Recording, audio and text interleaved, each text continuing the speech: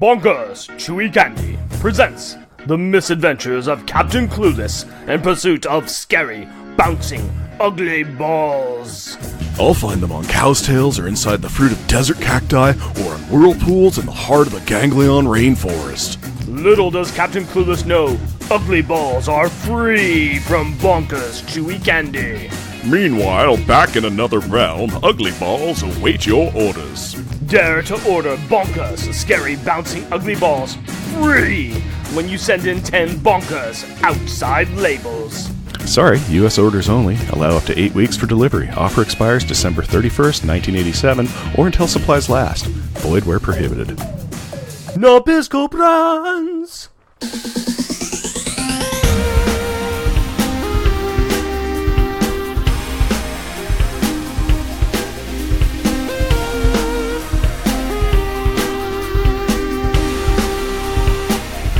Welcome, dear listeners, to our podcast, Jeff and Rick presents Unpacking the Power of Power Pack, where we journey through each issue of the most underrated Marvel series of the 80s while drinking beer. Analyzing awesome and amazing adolescent adventures and absorbing alcohol. I am Jeff. And I am Rick. 1, 2, 3, 4, 5, 6, 7, 8, Schlemiel, Schlemazel, Random Banter Incorporated. Dun dun dun dun dun. We're gonna do it. We're gonna sing a song about Power Pack, don't you know it? And I don't know what words I'm gonna use next. But we're gonna do it. Random Banter, buddy. I think you figured out what that one came from pretty quick. Woo! Got myself some Milwaukee Best and ready to go. Yeah, that's a lie. I've had that before. My dad used to drink Milwaukee's Best, and not the best that Milwaukee got to offer. I'm sorry, Milwaukee, but... How do you know? Maybe that is the best. Yeah, that would be hard. I think we just lost our Milwaukee demographic. Yeah, we just lost the one guy in Milwaukee who's all, hey, I like this. It's our family beer. I am darn proud that I came up with that much. Yeah, no, that's great. Just kicking off those songs. That's really, really awesome. So what's been going on, man? Tell me a tale. Oh, what tale should I tell you? Let's see here. You've had a lot of stuff going on. A lot of stuff going on, but this last weekend, I decided on Saturday that my family had not been out to the beach. Mm-hmm. So Friday night, mentioned to my family, like, what do you guys want to do? Do you guys want to go to the Clackamas County Fair? Do you guys want to go to the beach? They said, let's go to the beach. We're going to go to Cannon Beach. Actually, I think we figured out if we're going to Cannon Beach or Seaside on the way there, but we're going to go to the beach. Let's go. Started heading over the pass. Rain. Just pouring down on the pass. We're like, oh no, this doesn't look good. Get down to the beach. It's full of people. Very warm. Overcast. Ate lunch at Moe's. Got on the beach. Half hour later. Sun is out. Blue sky. Gorgeous. Out just long enough to get myself a nice sunburn. That's a pretty great time. Yeah. Pretty great time. Yeah, I've done that before in the winter where it's like, wow, it is just torrential downpour storm here. You get up through the coast range, you're like, there's snow on the ground. You get out to the coast and you're all, I'm going to take off my coat. This is t-shirt weather. It's peaceful and beautiful and lovely. Yeah, it's really weird. Yeah, it ended up being a very nice and enjoyable day. Daughter got to play in the sand. We dug ourselves a tunnel and watched it fill up with water. Watched the tunnel collapse. She got to play in a little tide pool. Well, it wasn't a tide pool. She got to play in this pool full of ocean water that kind of was sitting there for a little while and ended up being kind of a wading pool for a bunch of kids. Oh, that's great. And my wife and her buried my feet in the sand and they went off to play and couldn't move my feet, so I went ahead and fell asleep and got a sunburn. It's pretty nice, awesome. Yep. Well, you were trapped. You were trapped in the sun. It was a death trap. It was the worst death trap of all. They got back to can you move your legs? I'm like, well, yeah. And I just lifted them out, and they're very disappointed. But they're like, we trapped you so well, and you're like, I know. It just killed me. It cut the circulation off to my brain. I stood up. There we go. I'm free. Yay! How about you? What is new with your life? Well, because I am a harbinger of sickness, I got sick again. So we did our live show for Shampooing, and I was like, yeah, the family's sick. And then I got home, and I'm like, within a day or two, I'm like, yeah, it's my turn. So I spent the last week and a half being coffee sputtery, nighttime cold medicine man, which is always fun. See, you should have done what the rest of us did. And if you'd stayed at Shampoo, you could have inoculated yourself with alcohol. Yeah, I could have just drank it out of my system. I could have changed my pH system. Yeah, I really could have done that. Dang it, why didn't I use science to get better? Oh, silly Jeff, silly Jeff, not drinking science, It's the science that's been perfected by years and years of frat boys. Yeah. drink yourself healthy or not, whatever. Just they're all, you'll they're always all be pre-med. happy. Yeah. But I've been filling that sick time with recommendations from Tim Price and Matt Laserwitz. Oh, really? Yes, because both of them, you know how previously we had asked, like, hey, if you know any good Hercules stories, Sure, yeah. you know, send them our way. Tell us what Hercules stories we should read. And they had both recommended the Incredible Hercules run in what is it? World War Hulk came in, and he kind of was out of his book for a while. So Herc got to kind of take place in those books, and it's him and Amadeus Cho running around doing stuff for a good length. And written by Greg Pak or co-written by, they're really good. Well, you got Greg Pak, and he's good. He's a good writer, but yeah, it's really great because I think I kind of tangentially knew that there was an Incredible Hercules kind of run in something, and I was like, I might have even read one of them, I don't know, but it was like, yeah, okay, I'll check these out, and I'm looking in Marvel Unlimited going, okay, Incredible Hercules, and it's all, no, what are you talking about? That doesn't exist. I'm like, all right, I guess it's not on here. Look later, and I'm like, what if I just type in Herc? Oh, there it is. There it is. It's like, oh, Incredible Hercules? And I'm like, yes, Marvel Unlimited, Incredible Hercules, which is what you wouldn't let me have when I asked for that specific thing. If you were a real fan, you would know how to find it. Yeah, well, I did find it. I know. So you're a real fan. Yeah, so I've been powering through those, and yeah, those are good. Those are a lot of fun. I mean, I'm gonna have to check those out too. Yeah. I've been just catching up on mostly recent books like Hoxpox. The new X-Men run is phenomenal. Oh yes, Hotpox. Hoxpox.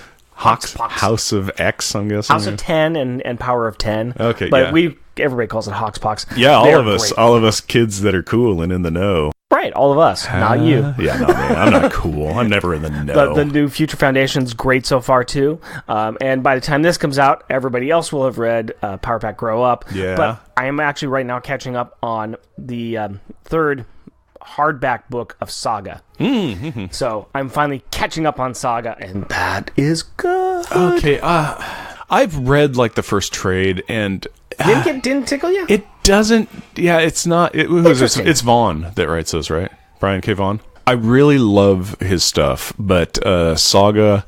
I know so many people that are like, "Oh, it's just the best. I love the satire in it." Yeah.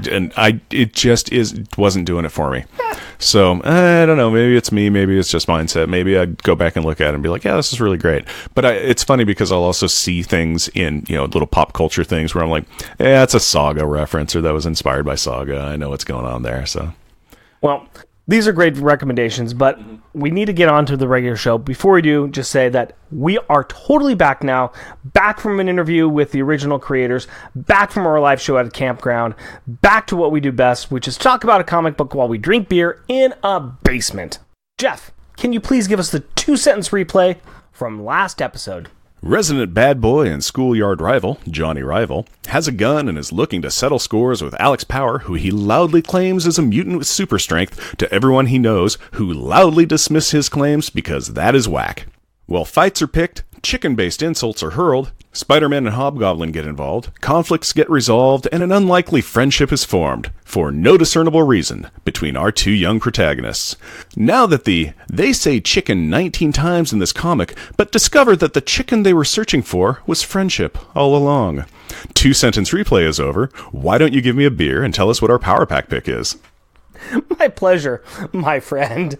I'm so glad I don't read those ahead. I like the little surprises we have for each other. I really do. And I'm like, I can have this here and the little off-page stuff. And I just love the fact that it's like, it's great. Well, speaking of one of the surprises we have for each other, I would like to introduce you to my take on the finale of this book. Because with everything that happens in this book, we can just assume that somebody had a sin tax to pay. I thought it was going to be like Bad Day Beer or something. Oh, this is a nice red can. Oh, that's a sexy little devil lady in a mod dress going on. It's Mother Earth Brew Company. Imperial Peanut Butter Stout. Yeah. Whoa, that's sounding pretty good. Story time on it is... Tasting notes, big and bold, balanced roastiness, brown sugar, ale with natural flavor added. Yeah, 12-ounce can. It looks really kind of cool, and it's got words on it I want. It's 8.1% ABV and 45 IBU, and syntax is its name. That's smelling good in the can. This apparent hair is off my glass. No, that's your beard. Yeah. Cheers. Cheers, buddy. So nice and dark as any Imperial Stout is. There's a little... some light comes through Some that. light comes through there. Some does. Very, very minor, and it comes through looking... I've got a... Red. Yeah, red. It comes through red, which is, little red track lines coming through a real dark beer. That looks... It does have the very nice peanut butter smell. Mm-hmm. This is an interesting one, and I've had this before. Wow, that is two different worlds meeting. It pretty much is. Yeah. You get... unlike a lot of other Imperial Stout peanut butter beers that lean heavier on the peanut butter, this one has a weird mix. You get hit with the peanut butter right up front, but then there's that Imperial Stout kind of punch at the end. Yeah, and then it kind of turns into like roast peanuts in your mouth, like flavor. A little bit caramely, little roast peanut caramely kind of flavor, that aftertaste that kind of lingers. Yeah, that just has, it just bounces around in those melodies, and it roams through like multiple kind of peanut butter kind of sensations as well. That is odd. There's a number of peanut butter brews I like. This one is kind of on my lower end of the scale, I would say, but... Wow, God, that is... I'm sorry, you take a sip, and it kind of is like, hi, I'm on your punch! Yeah. And then now I'm doing something else. That is odd. And I think that's it. It's like, when I want to have a peanut butter stout, I want to have the smoothness of a peanut butter. This one plays around with that taste profile a little bit more. It really does. It has those, like I was saying, it has those little stabs. Yeah. Kind of like right on the center of your tongue. Yeah. Right on the like top center of the tongue. That is just... Wow, that is odd. Yeah, okay, the caramel is the brown sugar, so it really does have a brown sugar note in there, big time, that lingers around, which is pleasant. But wow, again, this is a two-world thing. This is very, I'm in your face. Also, hey, let's hang out. I'm sweet like brown sugar.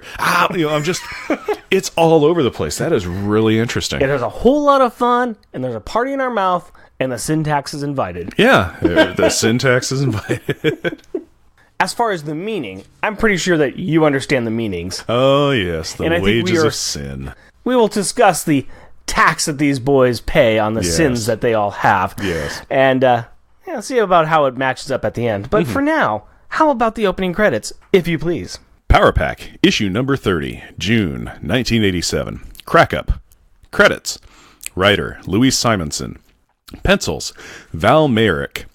Inks, Hilary Barta. Letterers, Joe Rosen. Colors, Glennis Oliver. Editor, Carl Potts. Editor-in-Chief, Jim Shooter. And special thanks to John Figueroa, story consultant. Featuring Power Pack. Alex Power, a.k.a. Destroyer. Oldest Power sibling. Disintegrates matter, turning it into energy which he can expel into power balls. Julie Power, who also has powers. Jack Power, who also has powers. And Katie Power, who also has powers.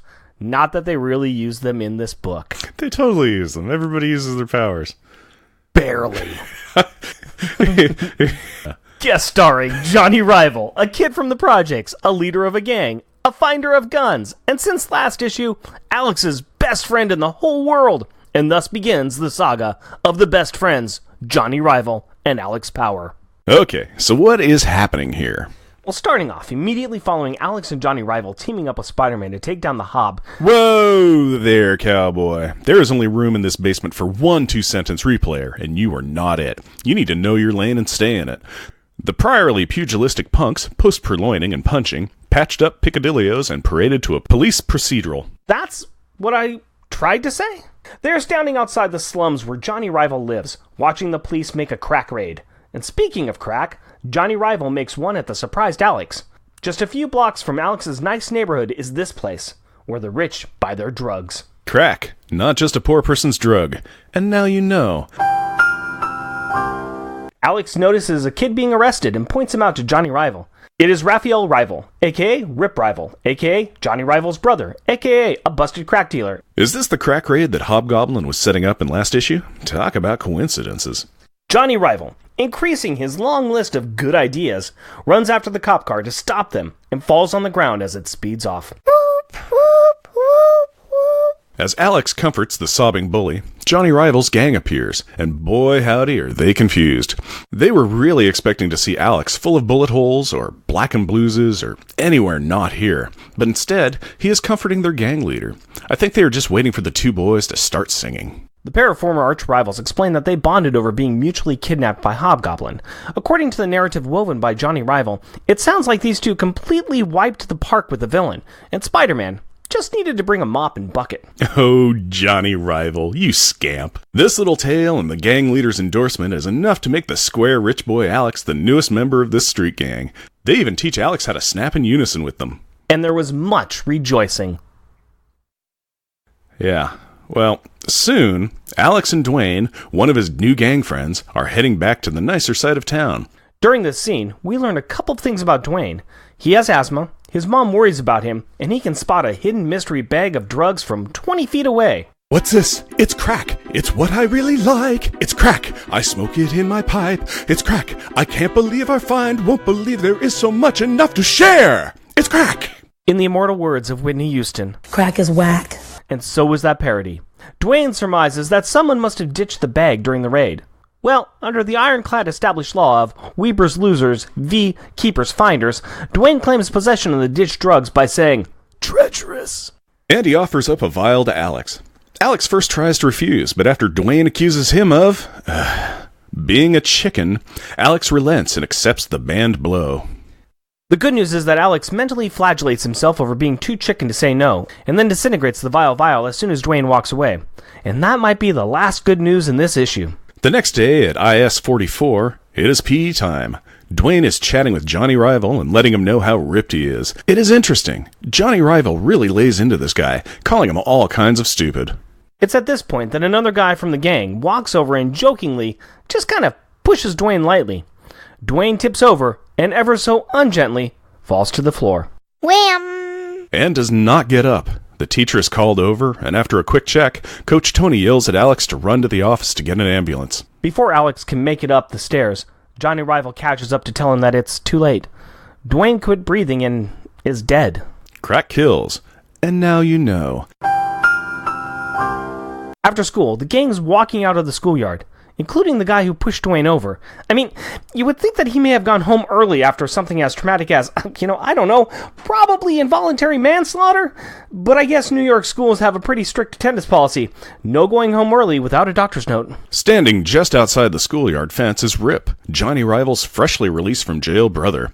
After a hug between siblings and a short retelling of how much jail sucks from the reprobate, who is sporting a nice black eye, Rip whips out a couple of vials of crack, looking to make a sale. Alex is quite vexed by this. Vexed, I say, and blurts out, "That's crack! You sell crack?" "Yes, Alex. Rip is a crack dealer, and crack dealers sell crack. And now you know." After offering a flustered Alex a free one on the house, Johnny Rival is the one to tell Rip to put it away. It is poor sport to be slinging snowflakes around after a dude has died doing that drug that day, dummy. Hey, do you remember what really started off most of Alex's rivalry with former school rival Johnny Rival? Was it when they got in a fight over who had the best last name? No, I think it was when they couldn't decide on Alney or Jokes for their portmanteau super couple best buds name. Actually, I think it was when Johnny Rival started to hit on Allison. Well, speak of the freckled devil, and she shows up. Here comes Alex's blonde girlfriend now, wanting to do her homework with Alex. Yeah, they're at that heavy mathing stage of a relationship. Fun time. Well, homework or not, apparently Alex is too cool for school, math or girls, because he blows her off to go and hang with these discount sweat hogs who don't seem to understand the concept of doing homework. Seriously, Alex. Priorities. Hey, you know the old saying, bro works before homeworks. Huh? Huh? Huh? Meanwhile, in the Powers apartment, home of the fighting cosplayers. The other three members of the Space Horsey gang are preparing for some type of school play. Katie is helping Julie with the Statue of Liberty costume, and Jack is sort of practicing his Frenchman lines while balancing a degrav chair on his finger. Really, we just have a scene where they're talking about the play, bemoaning the fact that Alex is not home, and showing off their powers. Because every comic is someone's first, and if they don't use their powers now, it really ain't gonna happen in this book. Ring, ring. Julie answers the phone call from Allison. The scared sweetheart of the senior sibling is seeking her schoolmate, last seen with several stupid scum. The sister is surprised her sib skips spending a span with his steady to step out with the stupid schoolboy squad. Well, the other three decide that they need to find Alex and bring him home before their parents show up. So, they costume on and fly out. And soon, they find him. Johnny Rival and the rest of the boppers. The boppers? Well, they ain't the Yancey Street gang, and not one of them is golden enough to be a pony boy, so that's what I got. The 3 power kids land behind some bushes, costumes off, and run out after Alex, totally destroying his street rep. Hey, he's only almost 13. He don't have a rep yet. Whatever, Fresh Prince. And yes, it does damage his current standing. Rip starts to mock Alex about how his family is making him come home for din-din, when he himself doesn't have to do anything he doesn't want to. This causes Jack to step up to the older grizzled punk. Yeah, if you can do anything you want, well, maybe it's 'cause nobody cares what you do. Little baby like you don't know nothing about nothing. Oh yeah? I know enough to keep out of jail. Dang, Jack. Leave the gun and take the cannoli, boy, 'cause you just murdered that fool. Oh wait, Rip is about to get both barrels. His Aunt Rosie shows up, starting off by saying his full name. Raphael Dominica's rival. So you know he's in trouble. She is ticked. She knows he was not at school. Raphael, tries to lie his way out of that. But this lady is not taking any of it. Whap. She slaps the teen and starts to dress him down in front of everyone, calling him a liar, a no-good bum, and a loser. Never pull some whack excuses with your adoptive auntie, as she will smack you down. And now you know. After Aunt Rosie leads Rip off, the 3 younger power kids weigh in on this disturbing domestic display. Julie, I never saw families act like this. What if Alex starts it too? Bad news, Katie Bear. He already has. Tough guy, isn't he, Alex? Real tough. Jack, if you don't stop, I'll... But before we can find out what Alex would do, an upset Johnny rival asks Alex if he's coming with them. Alex uses his siblings as an excuse as to why he can't come. He says he has to take care of some business and teach these punks some manners. Teach us manners. Give me a break. What did you jerks think you were doing? Those guys are my friends. Friends? I thought you hated each other. Besides, Alex, those are bad kids to have as friends. The kids drag an angry, arrogant, antagonistic Alex aloft. No matter what they say to him, Alex makes his case clear. He is older, he does not need to be hanging with crummy kids, and he has real friends now. I'm a real boy now. Next, he's going to get a leather jacket, become really jerky, and spend all of his time with some other people. We're not up to the point where he's with the New Warriors yet, but yeah. Okay. Moving on with this story, the next day we find Rip hanging outside the school. Again. Trying to sell some crack to some kids. Again. Alex sees this and gets involved by talking to Rip about Dwayne. You know, the kid who died at school from using crack the day before. Not a good tagline for your product. Try the new and improved crack for the low, low cost of all your money, your health, your family, and your respect. You too can get high for a short time and possibly die. Sign up today. Telling kids that the drugs they want to do killed a classmate yesterday. It's super effective. And now you know. The 2 other kids beat it, not wanting anything to do with death. Rip responds by calling his brother over to get this white boy out of his life.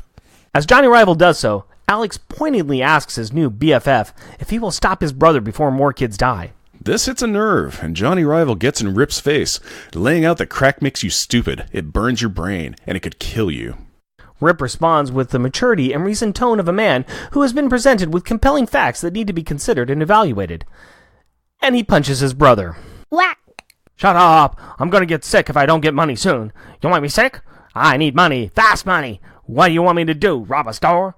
Tell you what, dude. You help me and we'll rob that store together. Alex is really confused. He helps up Johnny Rival as Rip walks away laughing. The injured brother informs Alex that Rip is not only a crack club for men dealer, but a client as well. He has to sell it to make money to use it. Johnny Rival is in a tough spot. His parents are dead, and he only has Rip. He is trying to protect him, but Rip has changed. He's changed so much, but he is still his brother. So what's worse, dealing or stealing? And with that, he runs off with Rip. Later, Alex has met up with his siblings after they have finished their play practice. Alex was told to walk his siblings home because of the increase in robberies and crime in the neighborhood. Apparently, the New York superheroes are failing in their duties. Come on, Iron Fist, Daredevil, and Luke Cage. Where you at, boys? Kunlun, Hell's Kitchen, and Harlem, respectively. What? No, I mean, these are classic New York street heroes dealing with New York street problems. Why haven't they done something about it? Maybe they're too busy mourning the cancellation of their Netflix series. Oh, too soon, man. Too soon. Katie points out that Mommy and Daddy would be nervous knowing that Alex was friends with Rip and Johnny Rival. Jack, of course, takes a more Jack approach. What's the matter, bro? We cramping your macho style? Which, of course, sets Alex off. There's nothing wrong with John. He's a good kid. He's got more problems than you guys ever seen, and more guts, too. He can't help what his brother is, any more than I can help having to walk home with goofy-looking jerks like you. If that's how you feel, we'll walk ourselves home. Yeah, goodbye. Goodbye. And the siblings walk on. Before Alex can really reach uber jerk status by either pushing a baby into a puddle or kicking a nun in the shin, a couple of Johnny Rival's gang show up. The robbery is going down now. Johnny Rival is playing lookout while Rip knocks off old man Hector's bodega. They were telling Alex this in a, hey, ain't it cool kind of way, but Alex took it more as a danger, Will Robinson warning, and he heads off to stop them. Alex can't fly, so he runs down the streets, and as he gets near, he hears the unmistakable sound of sirens. Whoop, whoop, whoop. He spies Johnny Rival posted as a lookout on the corner, and he goes running towards him. Johnny Rival, seeing Alex and the cops, also starts running to tell his brother, but Alex tackles him before he can run into the store. The cops pull up, jump out of their vehicles, with weapons raised. The laid-out lookout is still trying to get up, to get to his brother, but Alex won't let him go. And then, Rip comes out of the store. I ain't going back to jail! I ain't! Blam, blam, blam. And Rip is dead. Johnny Rival is angry at Alex for stopping him, even though Alex is trying to explain that Johnny Rival would have been dead too. Alex takes a punch to the chin from his former rival/friend as a reward for his friendly gesture. Whack. As Johnny Rival runs off, the other two gang members inform Alex that he is now person non grata, even though they do not know what that means. They warn him that he better run if they see him again. And thus ends the saga of the best friends, Johnny Rival and Alex Power. The sirens in the shooting have caused the rest of Power Pack to show up in their costumes. No, not their superhero costumes. Their play costumes. Alex holds his arms out to stop his siblings, telling them not to look, but it is too late. They see Rip's body. Alex corrects Jack's assumption that the cops killed Rip. He says it was Crack that killed him. Crack can kill in all kinds of ways. Crack's all over, bro, and for all your superpower, there's nothing you can do about it. Yes, there is, Jack. You better believe there is. Next issue. Crack is manufactured in crack houses throughout the city. Next issue, there'll be one less. Plus, the school play and a team of supervillain kids named Trash. In a story we can only call Crackdown. Do, do, do, do, do, do, do, do, do. I couldn't remember the funeral march, and so I went with that instead. Power Pack packaging time. So, now that we're through that issue... Oh my gosh, it was a laugh riot. I love this issue because it's so uplifting and feel good. Oh... Let's talk about something happy, like the cover of this. Nope. This Nope. ought to be the happy draw you into this kid's book comic, right? Yeah, we've got a cover here that is drawn by Carl Parts, John Bogdanov, and the inker is Hilary Barta. And this is kind of a weird cover. It's very evocative about the issue, but it is a lion cover. So we'll explain it here. We kind of have a yellowish, orangish background. And in the foreground of it, we've got Alex with a very anguished, if not constipated look on his face. That's a good descriptor. I could see it as no, why did it have to be him? Grieving kind of face. But constipated, I've also got a mirror in my bathroom, so I've seen that. Yeah. He is costumed up, and he's holding a black teenager who does not have a shirt on and looks very emaciated. He's got pants on, and he is obviously dead. Head is fallen all the way back, eyes are open, and his mouth is open, kind of in a silent scream. Coming up from behind is the other three kids of Power Pack, and they're kind of flying up from behind them with very serious-looking looks on their faces. And in the background of all of this, kind of as a watermark, is a crack vial with the Ghostbusters kind of no over the top of it. Yeah, it's kind of a Johnny Storm Fantastic Four flame symbol, except it's an anti-crack symbol, so I guess there's a new superhero team that's very dedicated to one crime. It's not the flames, though. It's just... Okay. It's a different team. I said it's like. Okay. It's not is. It's like the bat signal for no crack. Yeah, that's a better description. Yeah. No crack. No crack. Oh, and then, of course, at the bottom, we have the Skyline of Manhattan, too. This is not one of my favorites. It definitely tells you what this issue is about. It does. It is very much a public service issue cover. Sure. It really, really is. It shows us that there's a minority that died because of crack. Yes. You could honestly even just say there was a youth that died due to crack. Yes. And it is... yeah. Funny thing is that it kind of was in the projects and everything like that, but the majority of crack users were Caucasian. The boy who died, yes, Dwayne, yeah, he was Caucasian. Yes. And I'm going to say affluent. I'm going to guess. Yes, because he was not in the projects. He was, like 10 blocks up. And then, of course, we have Rip, who is Hispanic, who he dies in a shootout because he's stealing money for crack. Yeah.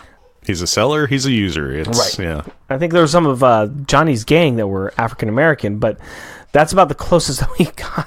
Yeah. There's one kid in his gang that's African-American. There's a heavy white kid with red hair. And it's always wearing the same shirt. Yeah. What about you, though? I mean, not one of my favorite covers. No, it's not. It tells you what the issue's about, but it's not. It's not a great cover, and here's the plain simple fact of it. This is a hard issue. Yes. It is not a laugh riot. No. It is not a feel good. No. At no point are you in there and you're like, yeah, things are looking up. No, this is the first part of a 3-part series, and it is the things are going bad. Right. It is not your typical trilogy where, it's like, this is The Empire Strikes Back. Right.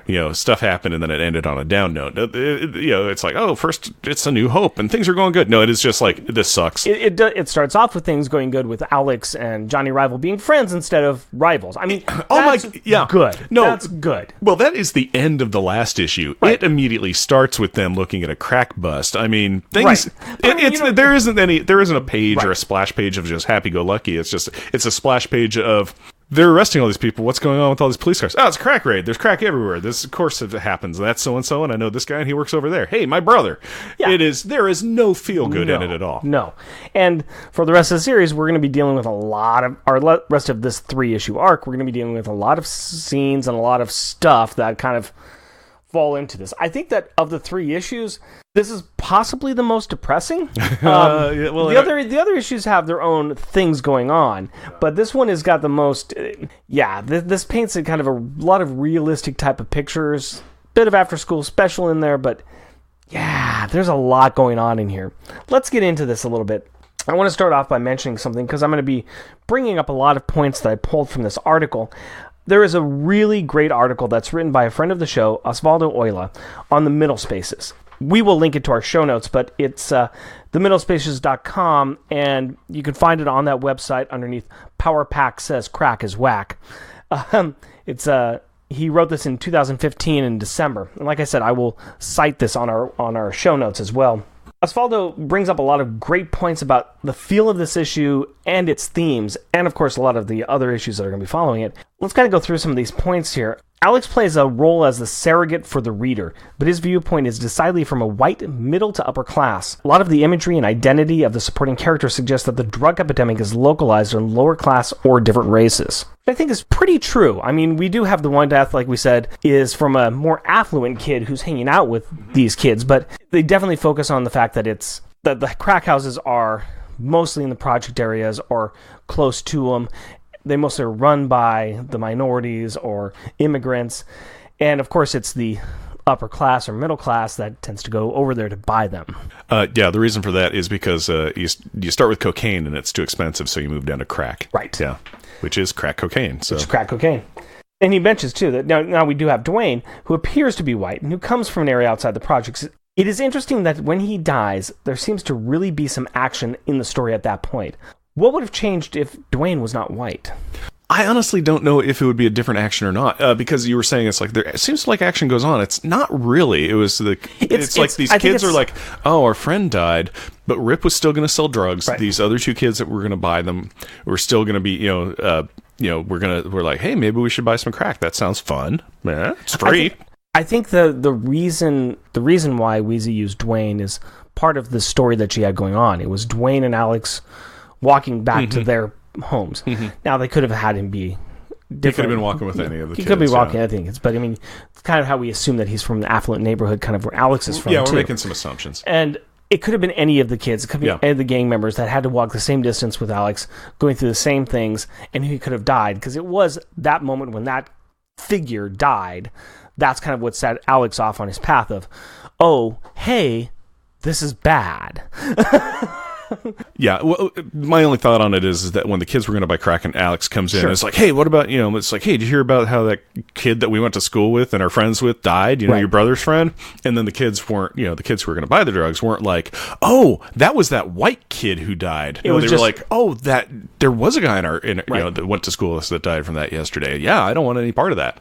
So, ethnicity was never brought up. Right. So I could see that very much, just for how it was. It's like, I think just the fact that a schoolmate had died is what is the driving force. So it could have been anybody. I think you're right. I think you're right on that. Another interesting commentary at the end, when the rest of the Power Kids are looking at the crime scene, they're dressed in their play costumes, representing historical minorities. They are pretending to understand some real struggles in migrant and minority communities while they are staring at the result of this outcome. It's just an interesting piece. It's like it's interesting that they're standing there in those costumes and just kind of standing there a little bit of like representations of people who live in those areas. I kind of get that, except they're French. It's Statue of Liberty and two Frenchmen. Sure, but it can be the immigrant story. It's the immigrant story is kind of what I'm kind of pulling the tugs on there. So there's some interesting stuff in here, and I think that there's a lot of interesting things that Osvaldo brings up in his article, not only on this issue, but the next couple of issues. And I am really looking forward to actually having him on the show when we get to the final issue of this trilogy. Hey, spoilers, we're going to have a guest. We're going to have a guest. Actually, we're going to have a guest next episode and the one after, so it's going to be kind of cool. Yeah, it's going to get crowded in here. We need help getting through these. They're hard reads. They really are. They're hard reads because, this one, we've got 2 deaths. Oh my goodness! You've got 2 deaths. You've got drug abuse. You've got just the distances people will go to feed their needs. You've got some domestic violence. You got domestic violence. Front and center. They're not happy-go-lucky. I know that we tried and make light of it. Yeah, light. Hey, here's some jokes.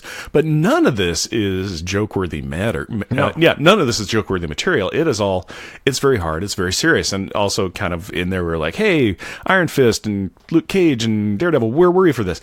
Yeah, most, that's kind of the thing. Superhero heroics is kind of like, hey, I'm going to go fight the Hobgoblin who's going to plant pumpkin bombs at City Hall. That's kind of the more typical like hero villain story you're going to do, as opposed to, hey, that guy beats up his stepkid all the time, and then his stepkid is stealing money to, is selling drugs to neighborhood kids, and one of them OD'd. It's like, that's hard story time. I kind of like the fact that this is not really a tights and capes kind of issue. No, it is not. Well, that's the majority of it was they were never, they were in costumes a little bit. The other kids, Alex was never in his costume. No, in fact, he refused to be in his costume at one point. He used his power one time. That was just to disintegrate the vial. Yeah, which could have been just it was representation. He's like, I'm getting rid of this. He used his power. He could have just chucked it back in the bush. He could have thrown it in the trash. He could have thrown it on the ground and stepped on it. And the kids used their powers mostly just to get from point A to point B. Fine. Yeah, then they were fooling around. Yeah, it has nothing to do with superpowers. It is no super heroics in this at all. That makes it a little bit more powerful, actually. Yeah. Oh, yeah. We had the opportunity a couple of episodes ago to talk to Wheezy and June Brigman, and Wheezy brought up these issues. We were mentioning that we were doing them at this time, and she started talking about them and said that these were from real-life events from John Figueroa. And it was really kind of interesting to hear that this was all real inspiration that she received and she wanted to represent in this book. And I think that also helps sell the entire idea of it feeling more real, feeling a little more visceral. A little bit of after-school special, but I think in a good way. Yeah, it's not overbearing with it. It's not that kind of like saccharine syrup that you'd get in some after-school specials where it's like, well, I guess I've learned my lesson. No, I should treat Sally with respect. Because nobody really learns a lesson in here. No, not really. No. No. In fact, hey, Johnny's going to go help his brother rob a store. Ain't that cool? Well, now you're out of the gang because you stopped Johnny from getting beat by the police or something. Right. Yeah, he's going to go rob a store because that's better than selling crack. Is it? Choices? Yeah, is it? It's hard. Just as a real side on that, Johnny was a terrible lookout. Yeah. Yeah, because it's like, okay, Alex is just across the street from you, and he's hearing the police sirens, and he's like, Johnny, cops are coming, and then Johnny's like, I should go warn my brother who's a block away. It's like, you're not doing a good job. You're not going to make him there in time. No. I don't think there was anything that he could have really done to really help his brother. I mean, it's like, not really. By the time you hear the cops, it's going to be too late. Basically, Rip had demons that he was trying to deal with. Yeah. Even I think in there he was saying that they're because both their parents are dead. Right. He was saying that their dad was the only one who could. Well, I'd say talk, but he said beat any sense into his head. Now that his dad's gone, it's just rips off the rails. Yeah, and Johnny's not going to be able to do anything, but he still looks up to his older brother. Yeah, of course, it's his older brother, but even then, his older brother like bashed him to the ground and everything, and it's a hard run. It's hard. Let's move on to something a little bit more. Nah, this isn't any better. I'm going to break out the library card anyways. Mm-hmm. In this comic, there was an offhand remark about the Flying Dutchman. So I did a little bit of research into this, and I just want to talk about it. The legend of the Flying Dutchman goes back to the late 18th century, when sailors allegedly saw a ghost ship that foretold imminent doom or disaster. Reports of a special ship persisted for the next 250 years, despite there being no definitive proof that a ghost ship really existed. The myth is likely to have originated from the 17th century golden age of the Dutch East India Company. The oldest extant version has been dated to the late 18th century. Mostly it serves as a warning that the ship can never make port and it sails the seas forever. In ocean lore, the sight of this phantom ship is a portent of doom. So there's many tales that go like this. Captain Hendricks van der Decken, aka the Dutchman, departed Amsterdam for the East Indies and loaded the ship with spices and silks and dyes to sell back in the Netherlands. After making some repairs to his vessel, he was set to make a return back to Amsterdam in 1641. When his ship rounded the Cape of Good Hope, a storm suddenly came up on the intrepid crew. They begged their captain to reverse course, but, of course, he said no. Some believe that he was mad, others think that he was drunk. You be the judge. He refused to turn the ship around, and it sank to the bottom of the ocean. And from this story came the curse of the Flying Dutchman. I tried to think about this story and wondered if there were any interesting parallels, and I believe that there are some. We can look at Rip as the captain of the Dutchman, a man who must sell crack no matter what the cost. His brother and Alex are like the crew of the ship, both telling him to stop. If it wasn't for Alex stopping Johnny Rival in the illusion of the story, tackling him overboard, Johnny would have died as well. You can also say that crack is the Flying Dutchman, a cursed untouchable dream, a drug that brings the promise of adventure, but ends in undying death. I kind of made my own allusions to it there, but I think it works fine. No, it kind of does. It does. How about you, sir? What is in your crack dungeon of science? It's time to have the drug talk, so let's talk about this issue's drug of choice. Crack cocaine is the crystal form of cocaine, which normally comes in a powder form. It comes in solid blocks or crystals varying in color from yellow to pale rose or white. Crack is heated and smoked. It is so named because it makes a crackling or popping sound when heated. Crack is the most potent form in which cocaine appears. It is also the riskiest. It is between 75 and 100% pure, far stronger and more potent than regular cocaine. Cocaine is expensive to buy on the streets. Crack was developed to be a cheaper alternative to cocaine, making it more easily affordable to users.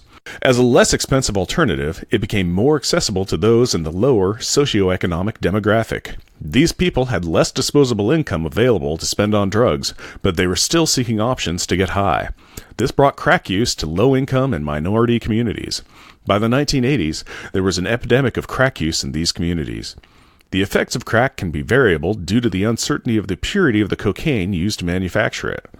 This only adds to the seriousness and unpredictability of smoking crack. The effects of crack use are similar to cocaine use, although often more intense. They include euphoria, heightened alertness, dilated pupils, decreased appetite, increased heart rate, and intense cravings. Smoking crack causes these effects to take hold more quickly and intensely than cocaine because crack is absorbed through the membranes of the lungs, entering the bloodstream and the brain within 10 to 15 seconds. As such, the risk of overdosing is extremely high, leading to convulsions, coma, and death. Symptoms of crack overdose are rapid heart rate and hyperventilation. Long-term effects of crack use include mood changes, irritability, restlessness, depression, anxiety, paranoia, and hallucinations. It is easy to develop a crack or cocaine abuse problem because the drug in both forms is highly addictive. As such, issues with withdrawal often arise. Symptoms of withdrawal include agitation, intense cravings, depression, anxiety, nausea, extreme fatigue, muscle pain, suicidal thoughts. Well, that's Science Corner, and we learned that crack cocaine is super addictive. And now you know. Boy, we're happy-go-lucky fun boys today, ain't we? Yes, we are. Remember when we were a comedy podcast? Let's try to get back to that with a little bit of power thoughts. We'll start with our refrigerator galley and some jokes. Please, dear God, we need jokes. Oh, my art's all fun and games. It's all jokey, fun times. All right. In the vein of this issue. Oh, boy. All right, let's go ahead and start then. Do you want to start? Okay, we'll start with my joke backup one on page 13, and I call it Parental Advice. And it's in the top left corner where Aunt Rosie smacks the living face off of Johnny Rival's brother, Rip. You're right. That is a funny one. Oh, it's so great. I mean, Auntie Rosie is just smacking him in the face super hard. I mean, he was lying to her. She's a lie detector. It's so great. She just, like, smacks that family member right in the face so hard. Oh, good times. You're a bad man. You're a bad man. Just wait. What's your joke backup? My joke backup is actually pretty funny.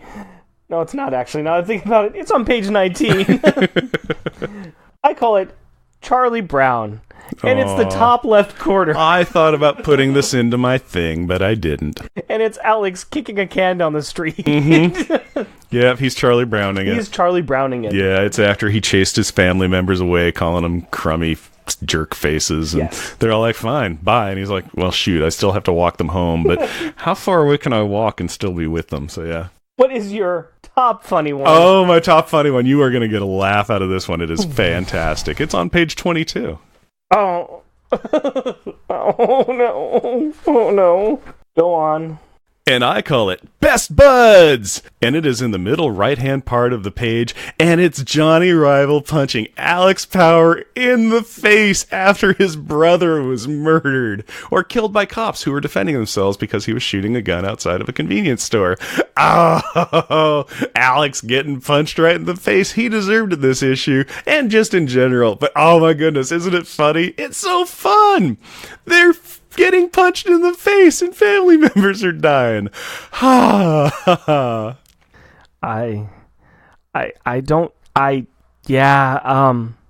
So if we go back a couple of pages. What's your first place joke one, Rick? My first page joke one is on page 18. Oh, hi. And this one is actually funny. Are you sure? I'm pretty sure it was funny. It was funny a while ago. It's the top left panel. Oh, this is a good one. And it's Alex picking up his siblings from the play. And he's walking next to Julie and Katie. They're both in their costumes. And he's talking to them. And in the background, you see some other kids coming out of the door. And you see one girl dressed up in something. And you see Jack chasing her. Yep. The Frenchman is chasing his victim. The flying Frenchman. I would say that Jack is just chasing a girl. And I call this picture Jack! I like this picture a lot, actually. And one of the things that I also like is in the dialogue tree, is because Julie's complaining about somebody, and she's all, did you hear what Jeff said, Katie? He better learn his lines by tonight, or... Yeah. So I got referenced in this, and I was told to learn my lines, and I said, no. No, because you never learn your lines. You are bad at learning your lines. Says the other guy who doesn't learn his lines. I know, that's why we read it off our tablets. Yeah, I remember being in this play, and I just constantly was disappointing the Power Children, who were just dominating this play. They did a great job. It's the reason why Wheezy never had you drawn in. Yeah, I know. I was kind of sad by that, to be honest. That's because you're a horrible, horrible person, and you're going to continue to show us how you're a horrible person by showing me what your next picture is. Oh, no, these are going to be really good ones. I promise. They're going to be good. They're going to be great. They really are. Help me. Yep, my backup good photo is on page 17. Oh, God. And I call it Brotherly Love. Oh, God. It's in the very top panel of the page, and it's a picture of Rip just punching Johnny Rival in the face so hard that he goes flying back and lands on the cement concrete floor. Oh, brothers. Oh, brothers. So much love. So much brotherly love. What's your backup one of art that you really liked? Well, I actually was playing straight, and now I'm regretting my choices. Okay. Page 21.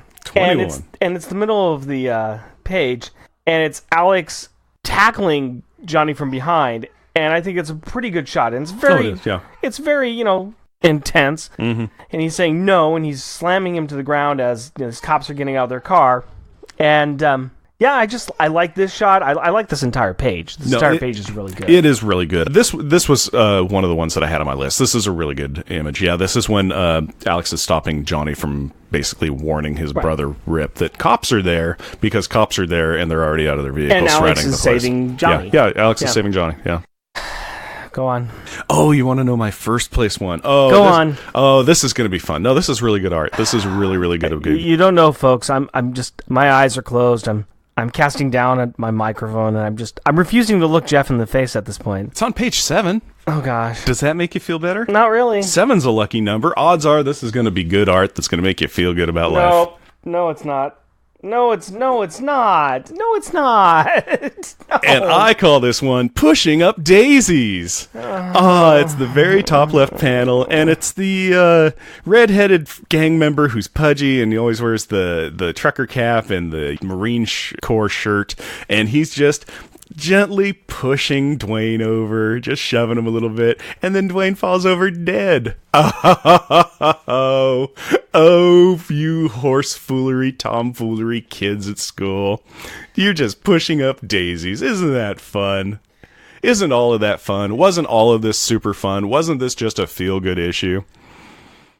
So for my top one... Tell me about your top one. I'm at top one. God, I feel really bad now, folks. I feel really, really bad now, folks, because I didn't know Jeff was going to be pulling this. I didn't know Jeff was going to be doing this. And now I came up with a theme. And now I have to cap off that theme with what I wrote down as my top pick on page 22. Okay, 22. Is it top center?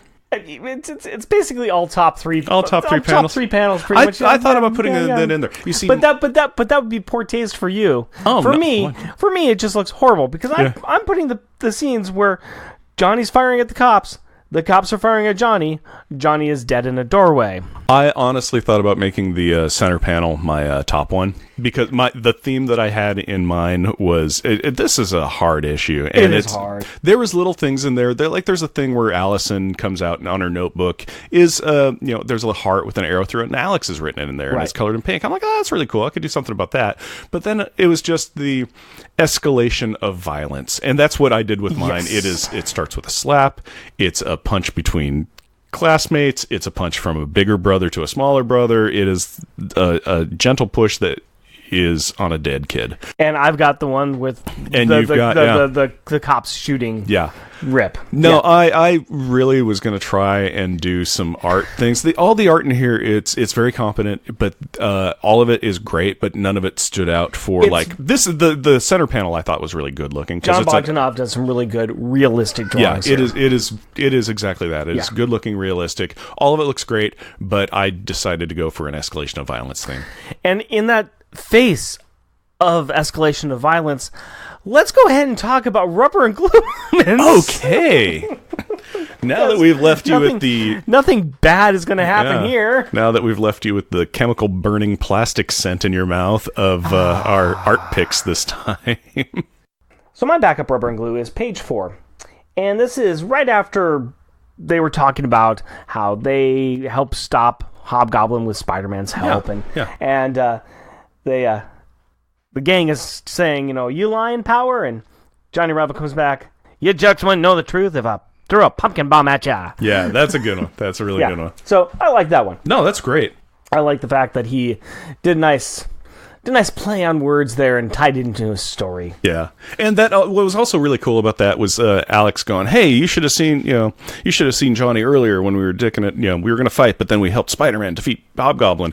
And Johnny's kind of in this whole like teary-eyed. He's freaked out because his brother just got arrested and stuff. And Alex really gave him good cover to kind of recoup himself. So it's neat for that as well. But you wouldn't know the truth of threw a pumpkin bomb at you is pretty great. Yeah. That is a good one. You jerks. You jerks. Can't forget the jerks. Yep. What do you got? There was a lot of jerks in this one. A lot of jerks in this one. Alex called everybody jerks. Everyone was a jerk. Everybody's a jerk in this one. And to be fair, most people were jerks in this one. Yeah, there's really that. My backup rubber and glue moment is on page 10. And it is Julie talking to Jack after Jack is talking about the flying Frenchman and he's going to swoop down and take people away and all this stuff. And Julie's response to that is, "That's the Flying Dutchman, Jack, you nerd." I just love Jack, you nerd. Because how often is Jack called a nerd? Especially by Julie. By Julie. Who is the nerd. Oh, yeah, exactly. I just, the literary nerd. So I love that. I just love Jack, you nerd. I thought was absolutely wonderful. So that's my backup rubber and glue. My top one is on page 18, and I said it before already. And it's where Alex is going off on his family. Yep, this is, in fact, page 18, Alex. Yeah, I got the same one. There's nothing wrong with John. He's a good kid. He's got more problems than you guys ever seen, and more guts, too. He can't help what his brother is, any more than I can help having to walk home with goofy-looking jerks like you. Goofy-looking jerks like you. Funny. Oh, I know. It's just the escalation because he'd been jerk to everybody and goofy-looking jerks. Yeah, that's a good tie in there. It's my top as well. For obvious reasons. It's really pretty great. Yeah. Yep. Let's get into stars in detention now. Okay, let's say our detention kid at the same time because it's Alex. What? How? Shocker. Who? Have you been looking at my note? Alex, yeah. It had to be Alex. Man. The only thing good he did was stop Johnny from getting shot. That was it. He also kept other kids from buying crack from Rip. Fine. But yeah, I think Johnny was going to stop that too. I think Johnny could have stopped it too. Johnny was, because he was all, "Hey, Rip," and then Alex is all, "Hey, Rip, old buddy." No, Alex finds that he's got a friend in Johnny Rival and becomes the world's biggest jerk. Oh, and his losers gang squad of losers that he's just like, "These are my friends." It's like, no, they're not. These kids had been nothing but terrible to you up until an hour ago. And there's nothing good about them. Yeah. Nothing. Literally nothing. So, you trying to be a rebel is a bad look on you, Alex. Very much so. And he's just terrible with his family. He's just awful. So then, the real question is, which of the other three kids is the best? Which Sir not appearing in this episode was the best? They appeared just enough for us to pick out one of them. Yeah, they were kind of in it 3 times, but they popped in. I know who mine is. Do you know who? Well, obviously you know who yours is. Yeah. Do you want to go first? I got Jack. Really? Okay, that sounds great. I'm totally for that. It could literally point at one of them and go, "You're the best kid." It didn't matter. Why was Jack your best kid?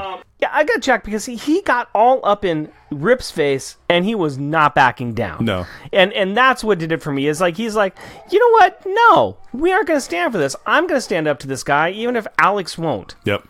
No, Jack is a great choice. Honestly, any of the kids would have been fine. My Sir not appearing in this episode was Julie. Okay. It was because, well, she corrected Jack. It's the Flying Dutchman instead of that. She was like, you know what? We should go find Alex because Mom and Dad are going to get home and they get nervous if we're not here anymore because of all the massive kidnappings that have happened to us.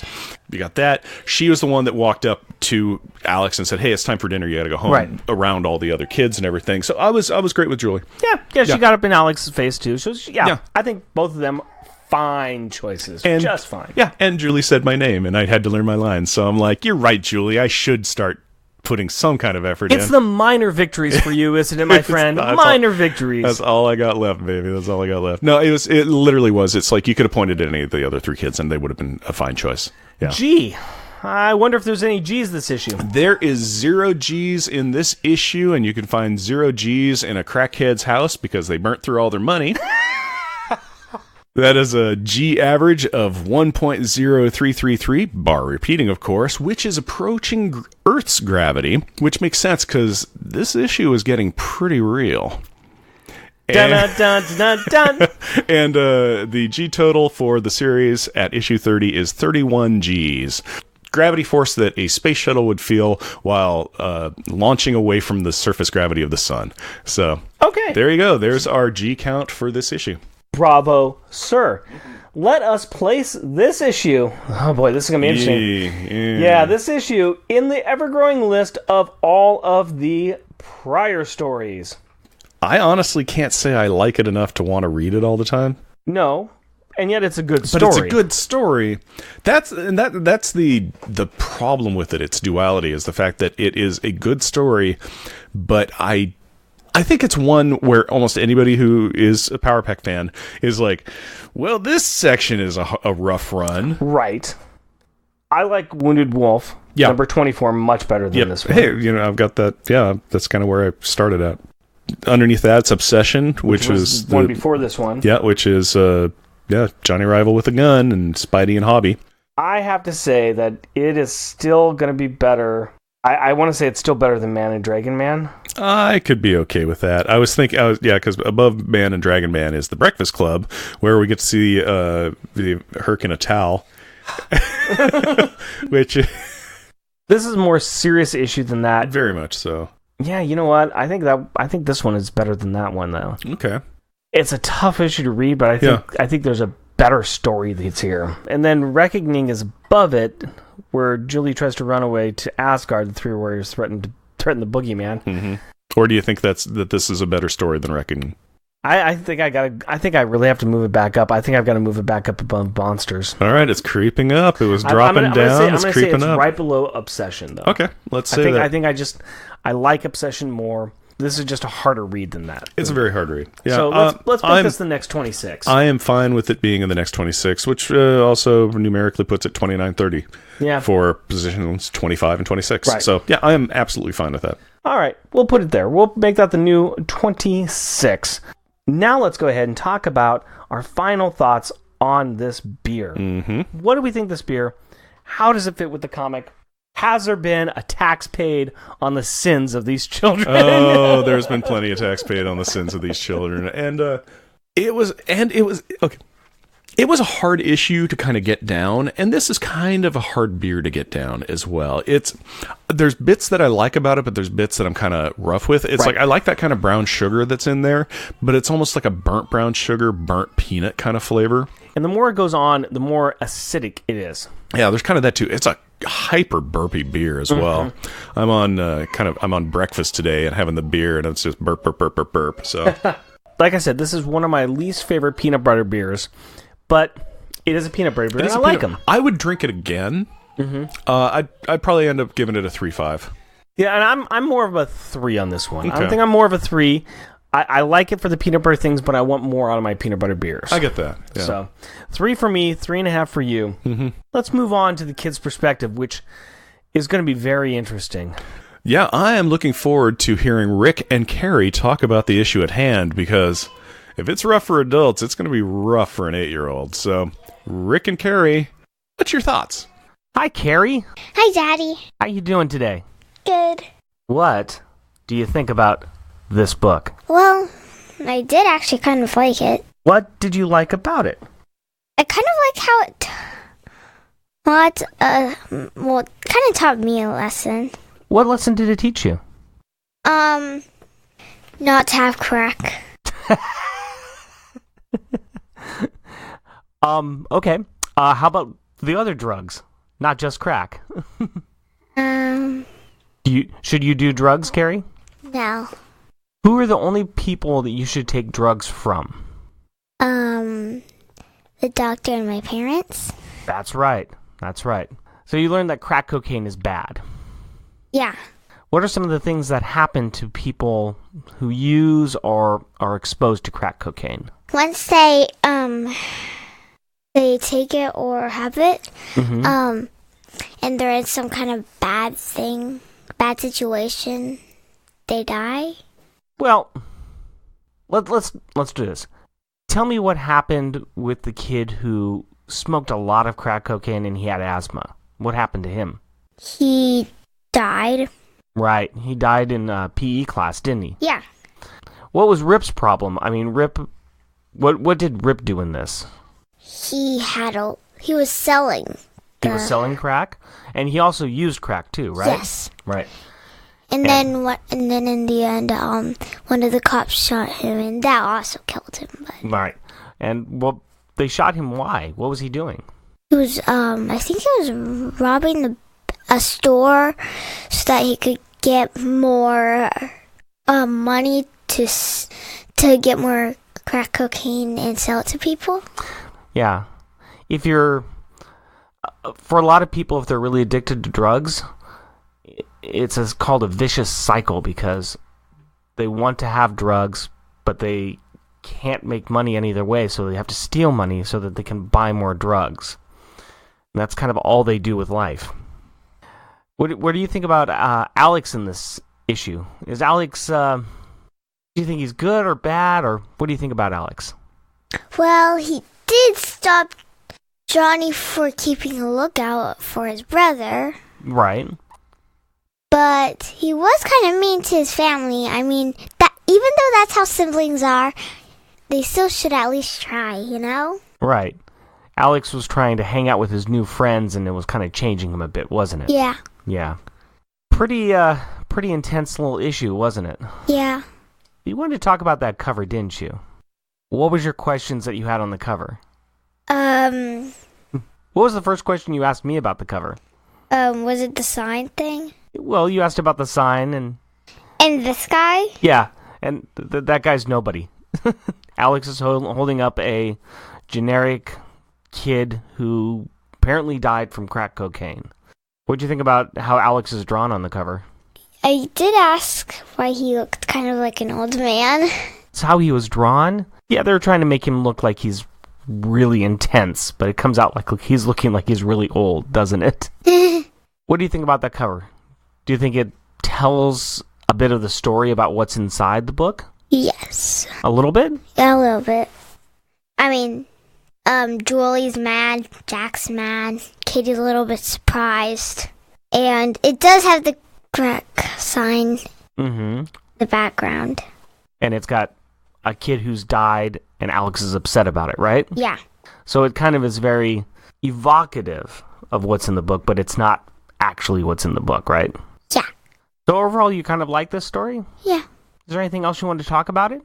Not really. Did it make you have any really deep or disturbing feelings reading the book? Well, I wouldn't like to have that, and I don't even know what it looks like. What? Crack. Well... But at least I know about it now. If somebody gives you something that they're asking you to ingest it or smoke it or to inject it, and you don't know what it is, it's okay to say no. And it's always okay to bring it to us and tell us about it too, right? Okay. All right? Okay. That's an easy way to think about it. I just noticed I haven't been in any big problems lately. Well, I'm glad. You'd tell us if you were, right? Yeah. Yeah? Because I never really got lost. Well, we try not to get you lost. You're a good kid. We love you. I love you too. Thank you very much, Carrie. Okay. Bye. Bye. Wow. Well, that was thoughtful and insightful. Thank you, Carrie, for your input on that. Shout out time! We would like to recognize those listeners that take the time to write in or leave us in a review. And this is regarding episode number 37, where we talked about Power Pack 29 with Tim Price, AJ, Al Sedano in the Warlock Thanos podcast, Cash Flag, Charlie Rose, Charles Gears, Chris, Cullen Stapleton, and the worst comic podcast ever, Gary Key, Gibson, who noticed the similarities on the roof scenes between this issue and issue number 13, and Jack's changing attitude towards shooting Powerballs into the air, Green Lantern HG, the JB Podcast, Jeff Polier, Jeremy Daw, who said it was a wonderful episode and he liked the vocal stylings of Tim. So do we. Jeremy Wiggins, Jonathan and Maggie Schaefer-Hames, and the Married with Comics podcast. Keith Baker, Kyle Sinelli, Limax7, Max Traver, Mitch Gillian, and The Nerd Out, Portland, Oregon's premier comic-themed bar. Mr. Rogers Corp, Nicholas Prom and the Comic Reflections Podcast. Pat DJ Cristato Sampson and the Long Box Crusade Podcast. The Professor Frenzy Show. Hi-ho, here we go. Professor Frenzy Show. Robert Earhart. Robert Niesis. Rustin LF. He says, great job, Tim Price. Like always, the episode was a lot of fun. Sailor Bear Zodar. Samantha Fox. Sean and the Secret Wars and Beyond podcast, who said, I'm excited to hear you dive into this era. I love the first 26 and 27 issues of this book without hesitation, but I remember this arc being less lovable. I'm curious to hear what you guys think. Also, Tim is great. So that was a smart choice for a guest. Thor Edinson. Trekker Talk. And the man himself, Tim Price. Come on down. Oh, no, you already did. Never mind. You came down. Stay where you're seated. Stay there. Stay. Good, Tim. Be sure to check out the other shows that we're on. Rick Meets the Legion, which you can find at Comic Reflections, and our Junior Agent Submissions, or Rusty Agent Submissions as they like to call them, on the MI6 Rookie Agent episodes of On Her Majesty's Secret Podcast. And we have some merchandise available on Redbubble. Right now, it is just shirts and stickers around our logo, but we'll try to come up with some other fun stuff for our fans. So, go to redbubble.com and search for Unpacking the Power of Power Pack. Jeff and Rick Presents is a bi-weekly self-produced podcast and recorded in front of a non-live studio audience in Portland, Oregon. If you would like to interact with us through the magic of the internet, you can do so through Twitter at Jeff and Rick Present, our Facebook page, Jeff and Rick Present, our email address, jeffandrickpresent, all one word, at gmail.com, or at our website, jeffandrickpresent.wordpress.com. And if you would like to help support our show, we are on Patreon. You can find us at patreon.com, Jeff and Rick Present, all one word. We are a supporter of the Hero Initiative and will be donating 10% of our Patreon donations to this great cause. We encourage everyone to give what they can to this worthwhile organization that helps the creators who provide us with so much great content. Go to heroinitiative.org to find out more. Please rate and review our show wherever you can. Tell your friends about us, or share your love with us on social media. And as always, we want to thank the wonderful women in our lives. My wife Cindy and our daughter Carrie. My fiancée Hillary and our daughter Aurora. We love you. Until next time, Costumes off. Our theme music is 80s Action, also featured in this episode is District 4. All music is by Kevin MacLeod at Incompetech.com and is licensed under Creative Commons by Attribution 4.0 license. There we go. That's a show. That's a show! What do we do? Professor Frenzy gets a show! Whack. Insert whoop whoop whoop whoop. Whack. Yep. Yeah, when I see drug bags, I'm all treacherous. Treacherous. As opposed to score or... Or bad idea theater. Yeah, bad idea theater. This'll go great with my asthma. Whack. No, I think it was when they couldn't decide on Alney or jokes for their portmanteau.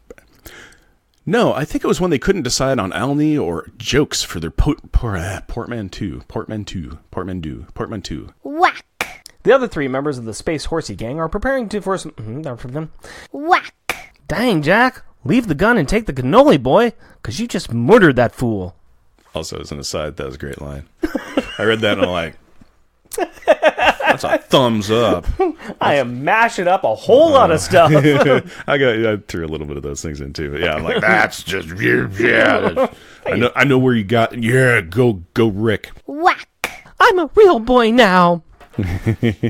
Next, he is going to make. Oh, okay. Oh, stop giggling. He's a real boy. I'm a real boy now. I'm a real boy. I got swallowed by a whale. Whack. The kid who died from school using crack the day before. The guy died at school, not from school. Are you sure? Yeah. It was school that killed the beast. Are you sure? Yeah. Whack. Johnny Rival's in a tough spot. You need to go back to your actual voice. Yeah. Johnny Rival's in a tough spot today. His parents are dead. Whack. Lazy boy. Read page 18 because you didn't want to type all of it. Whack. Da, da, da, da, da, da, da, da. You Power have pack. failed me for the last time, Inquisitor Rick. Whack. I love making stuff up on the spot. No, that's really fun. Well, let's Walter White it and let's make some crack. Oh boy, I don't think Hillary's gonna like this idea. No, probably not, because it's going to smell like burning plastic and chemicals. It's going to be great. Whack. The following is an intentional outtake. This episode was brought to you by Crack. Now you can have crack cocaine whenever you want. Crack in the morning, crack in the evening, crack at supper time. You can have crack for breakfast, you can get high at any time. Crack-filled crack pipes. It's cocaine that you can smoke.